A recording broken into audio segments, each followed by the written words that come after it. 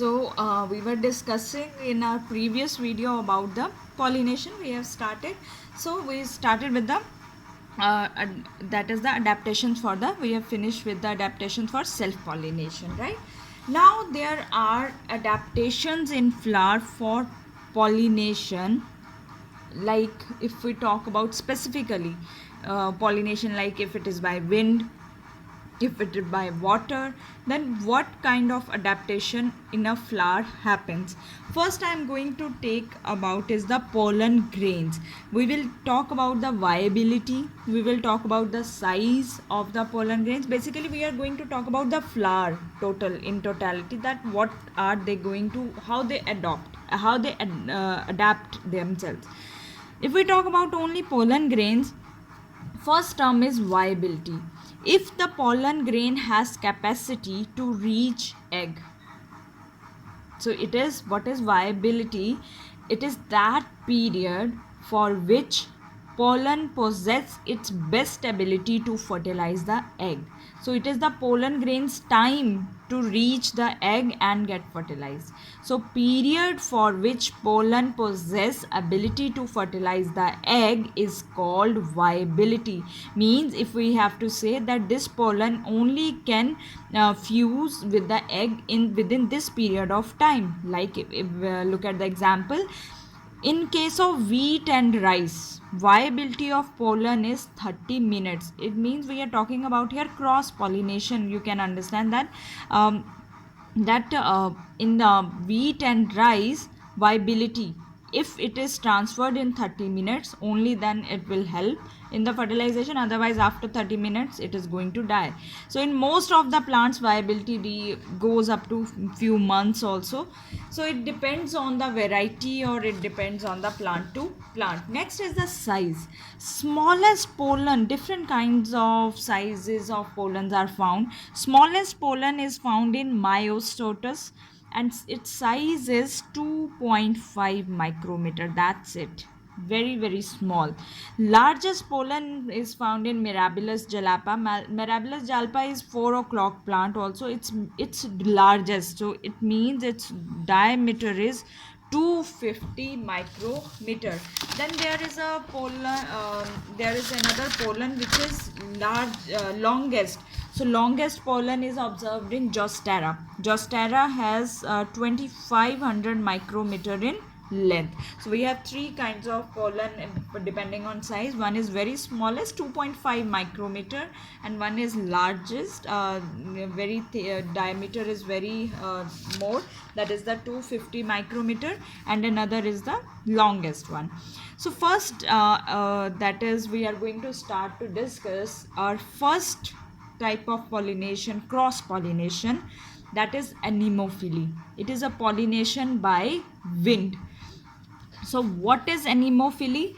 Pollination, or specifically that is a cross pollination which takes place by wind.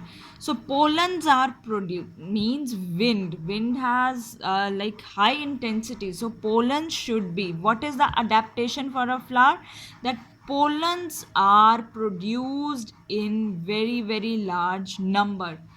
Example, one flower of cannabis, it can produce up to 5 lakhs of pollen grains. That is a great number. If a plant has to pollinate by wind, the first condition is that pollen should be in large number. Pollen should be, now wind, so wind has high intensity, so pollen should be lightweight. It should be powdery. It should be non-wettable or unwettable. It should not be wet at all. If it has to move with the speed, sometimes it is observed that few pollens, they have wings also. Example, we in anemophily we can give is the pine. Pine is gymnosperms. Pine is discussed in gymnosperm category.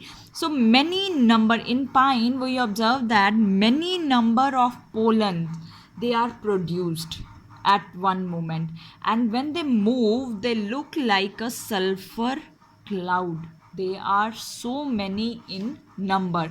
That is one adaptation that every plant adapt for pollination by wind. Now the second is exposed anther, or if they are not having exposed anther, then even sometimes flowers should be exposed. So male part, if it is there, then anther should be exposed, and if female part is there, then flowers should be exposed. Means ultimately the flower should not be below the leaves, it should be above the leaves. Suppose one flower is growing here, one flower is growing at the terminal end, at the tip. Now for wind, easy to move to this area, or very easy to for this part to receive the pollen grain. So flowers should be exposed, right? So that is why we say that flowers should be above the leaves. Anthers, they are versatile. Mostly those flowers, plants which have pollination by wind, their anthers are versatile. Versatile means these kind of anther lobes, and with the long anther lobes with the filament, right? They have long anther lobes. Those type of anthers, they are called versatile anthers. Now this is all about the anther, and we say about the flowers. What type of stigma? Because ultimately it is stigma who is going to receive pollens. So to receive powdery unwettable pollen, stigma is exposed. But either it is sticky, it should be sticky, either it's feathery, or it should be hairy, so it can drag the pollen on its surface. So it should be sticky, either it's sticky, it should be, or it should be feathery either, or it can be hairy. Agency, because it is non-living, so flower should not need to know about the brightly colored. So flower is not showy, not brightly colored, it does not produce even without nectar and scent. With nectar and scent, they are usually to attract the insects, birds, animals.